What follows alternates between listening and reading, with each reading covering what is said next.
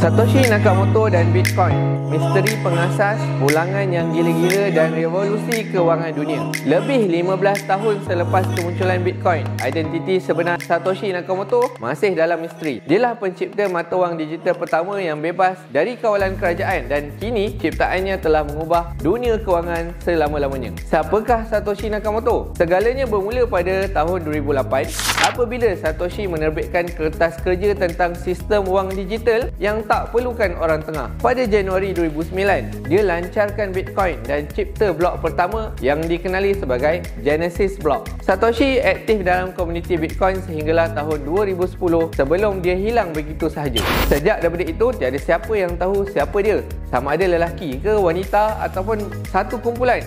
Semua ini masih menjadi tanda tanya.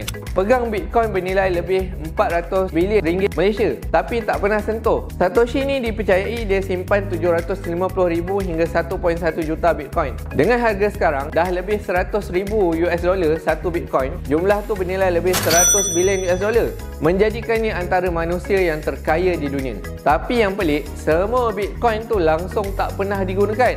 Seolah-olah dia memang cipta Bitcoin bukan untuk jadi kaya, tetapi untuk satu misi: wujudkan sistem kewangan yang bebas, terbuka dan telus. Dari 1 sen ke 400,000 ringgit Malaysia, prestasi Bitcoin memang gila. Pada awal 2010, satu Bitcoin cuma bernilai 1 sen US dollar. Hari ini ia mencecah lebih 100,000 US dollar. Bayangkan kalau anda beli 400 ringgit Bitcoin pada tahun 2010, nilainya hari ini mungkin lebih 1 bilion ringgit Malaysia.